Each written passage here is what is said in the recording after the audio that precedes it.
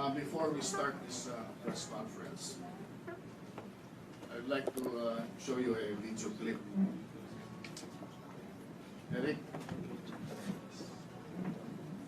I was supposed to invite this person, but unfortunately, she cannot come because she's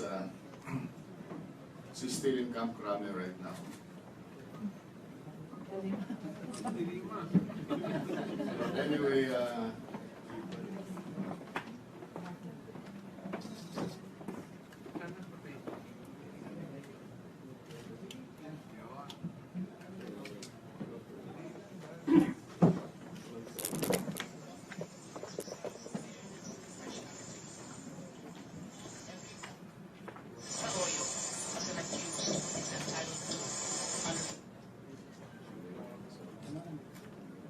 this is a throwback during throughout the judicial process.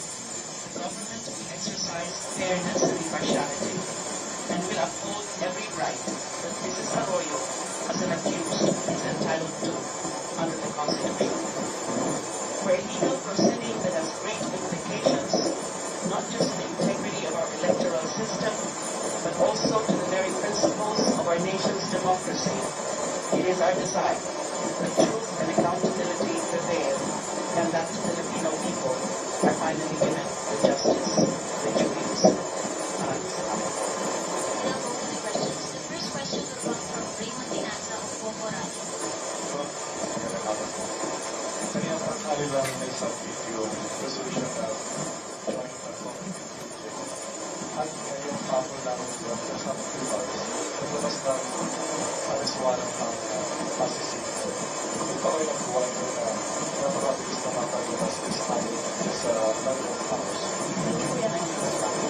In fact, the way the final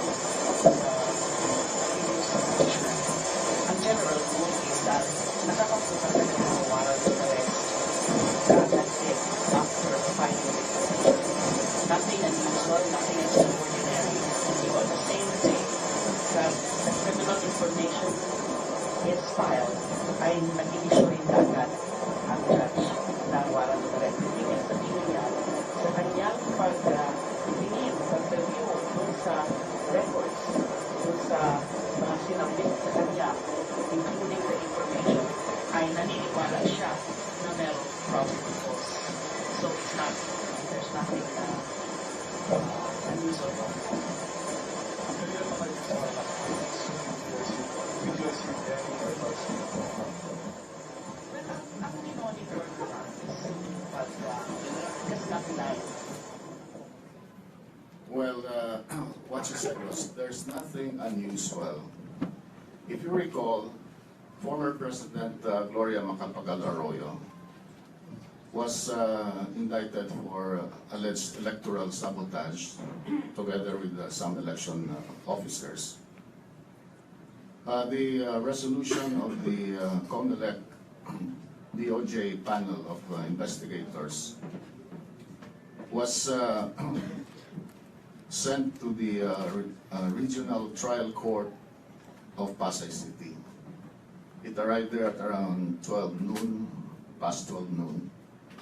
Before 4 o'clock, the judge issued a warrant of arrest order. And what did Secretary de Lima say then? There is nothing unusual. Reminds me of a song, Nothing Unusual. Now that she's on the other side of the fence, she's claiming that there was haste in the issuance of the order, the warrant of arrest. Isn't this a hypocrisy on her part? That's why I called her the high priestess of hypocrisy. She can do to others, but she doesn't want the others to do the same for her. Now, before I start my short dissertation, why the warrant of arrest was issued.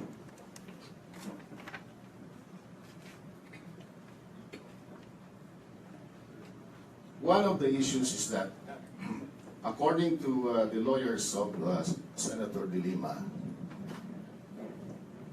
the motion to quash information should have been determined first. Well, let me give you a brief background on the rules of court. The determination of probable cause for the issuance of a warrant of arrest should precede the resolution of Senator De Lima's motion to quash the information. Why? Section 6, Rule 112 of the Revised Rules of Criminal Procedure states that the determination of probable cause should be done within 10 days from the filing of the complaint or information.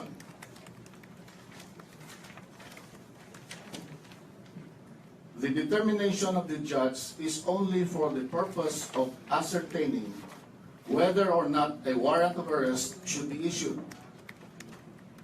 This is in the case of Mendoza versus People.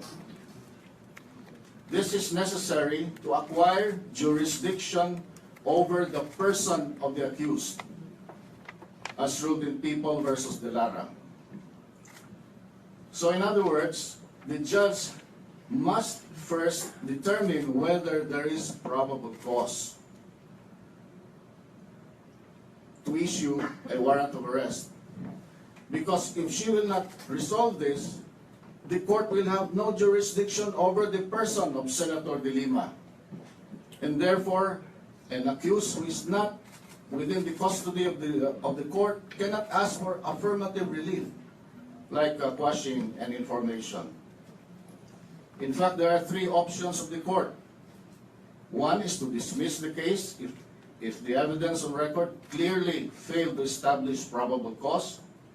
The other is, if he finds probable cause, it is mandated upon him, he shall issue the warrant of arrest. Or if the third one is if the prosecutor failed to present additional evidence, in case of doubt, the judge may call the prosecutor to present additional evidence. Now, they say the court gravely abuses discretion. That is not correct. Because the fundamental doctrine is that once a complaint or information is filed in court, any disposition of that case, whether it is for the dismissal or conviction or acquittal of the accused, rests in the sound discretion of the trial court.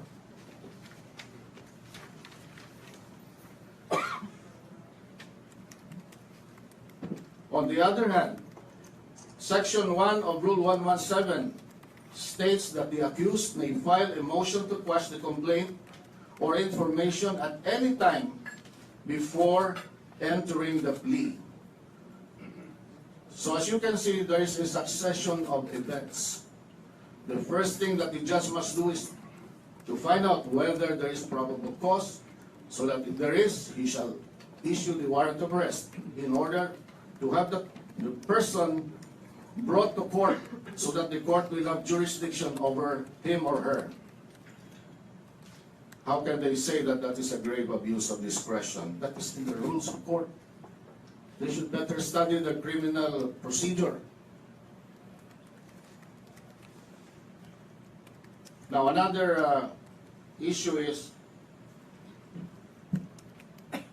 which investigatory body should investigate offenses relating to drugs.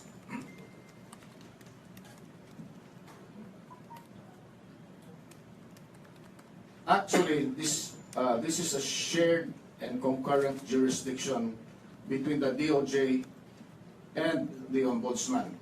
However, the court that has jurisdiction to try this case is the Regional Trial Court and not the Sandigan Bayan. It is very clear in the law, in Section 90 of RA 9165, that offenses, drug offenses, should be heard and tried by the Regional Trial Court, which has exclusive jurisdiction. So how can they argue that it should be tried in Sandigan Bayan. You know, RA 9165 is a special law. The Sandigan Bayan Act is a general law. And this general law did not amend or repeal the special law. Therefore, the special law prevails. In this case, it is the Comprehensive Dangerous Drugs Act of 2002, RA 9165.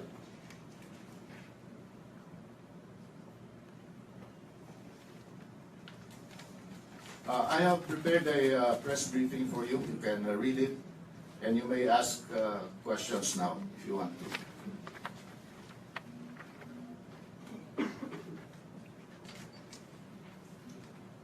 Okay, are there no questions?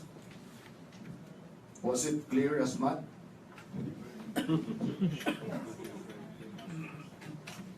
Sige na, where are the reporters here? So that means you understand it very clearly. Congratulations. You're better than the lawyers of Lima.